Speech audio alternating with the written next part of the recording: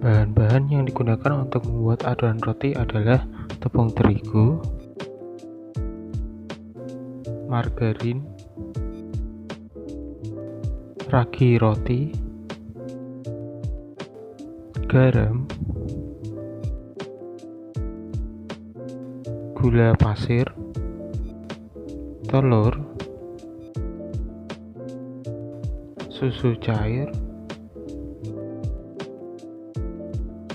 dan air hangat dengan suhu kurang lebih 40 derajat Celcius. Proses pembuatan adonan roti mengacu pada penelitian milik Citopo tahun 2019 dengan beberapa modifikasi. Pertama-tama, larutkan 1 sendok makan ragi roti dengan 50 ml air hangat bersuhu kurang lebih 40 derajat Celcius.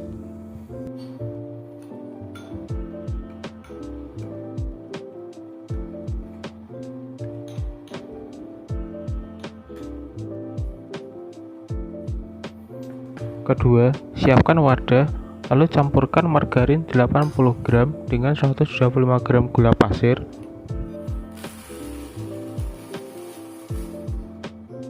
2 gram garam, dan 2 butir telur.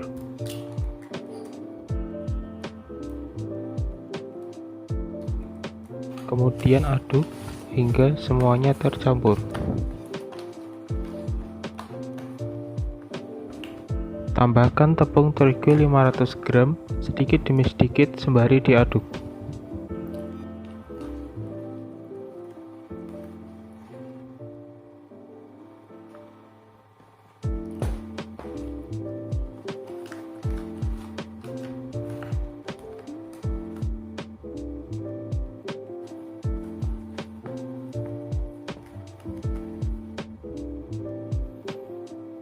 Selanjutnya masukkan susu cair 125 ml dan ragi yang sudah diencerkan ke adonan lalu diaduk kembali.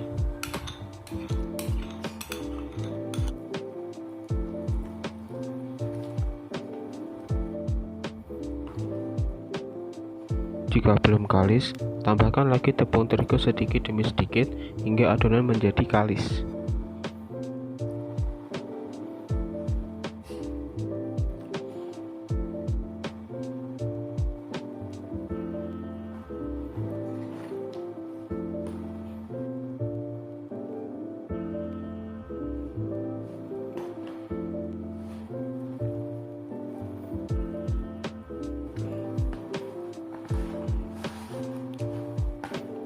Adonan yang sudah kalis dibentuk bulat dan dicek tinggi, warna, aroma, dan banyak gelembung awal. Tutup adonan dengan kain dan tunggu selama 40 menit untuk fermentasi pertama.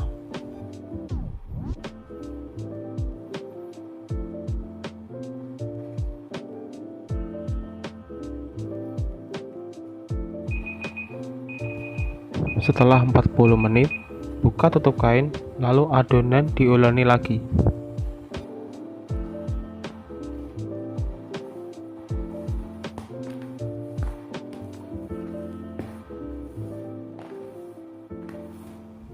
Kemudian adonan ditutup lagi dan ditunggu selama 30 menit untuk fermentasi kedua.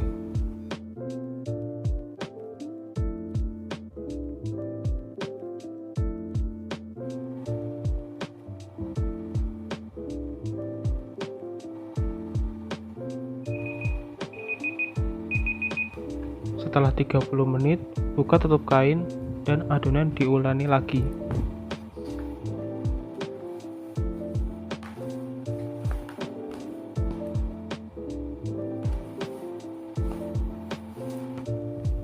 Lalu tutup adonan lagi dan tunggu selama 60 menit.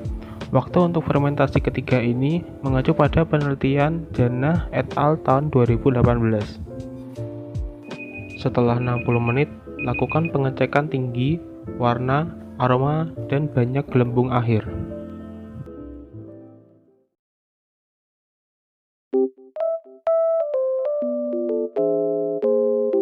Berikut adalah pembahasan mengenai adonan roti dengan perlakuan 10, yaitu menggunakan ragi sebanyak 1 sendok makan, fermentasi sebanyak 3 kali, dan dilakukan pada suhu kamar. Aspek-aspek yang diamati adalah volume adonan, warna adonan, aroma adonan, dan jumlah gelembung pada permukaan adonan. Pertama adalah aspek volume pengembangan adonan. Adonan roti mengalami peningkatan volume terlihat dari bertambahnya tinggi adonan yang awalnya 5,5 cm menjadi 12 cm. Adonan dapat mengembang karena adanya proses fermentasi oleh ragi Saccharomyces cerevisiae yang memecah glukosa menghasilkan gas CO2. Hal ini sesuai pendapat Saragi et al. Tahun 2017 bahwa dengan jumlah air yang cukup, ragi akan memecah glukosa menjadi gas CO2 yang menyebabkan roti mengembang. Gas CO2 yang dihasilkan oleh ragi akan terperangkap oleh gluten, kemudian membentuk pori-pori yang menyebabkan pengembangan adonan. Hal ini sesuai pendapat Kusuma et al. Tahun 2018 bahwa gluten dapat merangkap gas CO2 hasil fermentasi kemudian membentuk rongga udara pada adonan sehingga adonan menjadi mengembang. Selain itu, menurut Nugroho et al. Tahun 2016, pengembangan adonan roti dipengaruhi oleh jumlah garam karena garam merupakan inhibitor fermentasi ragi sehingga dapat mengontrol jalannya fermentasi. Kedua adalah aspek warna adonan. Terjadi perubahan dari kuning menjadi putih cerah kekuningan. Warna kuning pada adonan dihasilkan oleh bahan baku yang digunakan, yaitu telur. Kuning telur mengandung lutein yang menimbulkan warna kuning pada adonan. Hal ini sesuai pendapat Wahyuli tahun 2018 bahwa telur mengandung lutein pada bagian kuningnya yang dapat memberikan warna kuning dan tekstur yang empuk pada roti. Warna kuning pada roti juga disebabkan oleh penggunaan margarin. Menurut Resia et al. Tahun 2018, penggunaan margarin dapat memberikan aroma harum, rasa gurih, dan warna kekuningan pada roti. Perubahan warna adonan menjadi sedikit putih cerah disebabkan oleh pengembangan yang berlebih akibat dari penggunaan ragi yang banyak. Hal ini sesuai pendapat Malikan et al. Tahun 2019 bahwa penggunaan ragi yang terlalu banyak dapat menyebabkan adonan roti menjadi putih atau pucat. Menurut Mutahharoh dan Sutrisno tahun 2017, lamanya waktu proofing atau fermentasi akan menyebabkan adonan menjadi lebih cerah atau putih.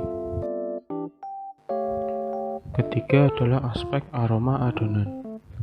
Adonan roti berubah menjadi lebih harum, khas aroma roti.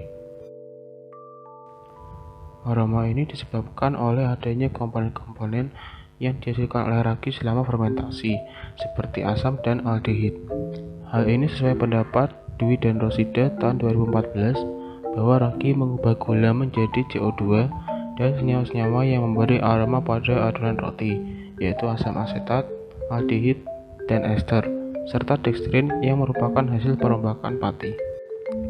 Menurut Irma Yuni et al. Tahun 2018, aroma pada roti juga dihasilkan oleh adanya senyawa alkohol dari fermentasi ragi. Aroma pada adonan juga dipengaruhi oleh jumlah susu yang digunakan. Menurut Yolanda dan Elite tahun 2019, penggunaan susu yang lebih sedikit akan memperkuat aroma hasil fermentasi dan aroma dari ragi tersebut. Keempat dan terakhir adalah aspek jumlah gelembung udara pada permukaan adonan. Terlihat bahwa tidak ada gelembung udara sama sekali pada permukaan adonan. Hal tersebut diduga karena jumlah gas CO2 yang dihasilkan terlalu banyak sehingga pengembangan adonan merata pada seluruh permukaan sehingga gelembung gas tidak terlihat. Hal ini sesuai pendapat Adelung dan Sutrisno tahun 2019 bahwa waktu fermentasi yang lama akan memberi waktu bagi ragi untuk melakukan fermentasi dan menghasilkan gas CO2 yang banyak, menyebabkan volume roti bertambah. Sama seperti aspek volume, jumlah gelembung pada adonan juga dipengaruhi oleh penggunaan garam, di mana garam merupakan penghambat fermentasi. Menurut Basuke et al. Tahun 2013, jumlah tepung terigu yang digunakan akan memengaruhi kemampuan adonan menahan gas CO2 dari fermentasi ragi oleh adanya gluten. Berikut adalah tabel hasil pengamatan fermentasi adonan roti dari kelompok 9. Kesimpulan dari percobaan yang dilakukan adalah jumlah penggunaan ragi dan lama waktu fermentasi mempengaruhi volume pengembangan, warna, dan aroma adonan roti yang dibuat. Perlakuan terbaik adalah perlakuan 10 dengan penggunaan ragi yang paling banyak dan fermentasi paling lama di suhu kamar, di mana menghasilkan pengembangan volume yang paling tinggi dan aroma yang lebih harum. Sekian dari saya dan terima kasih telah menonton video ini.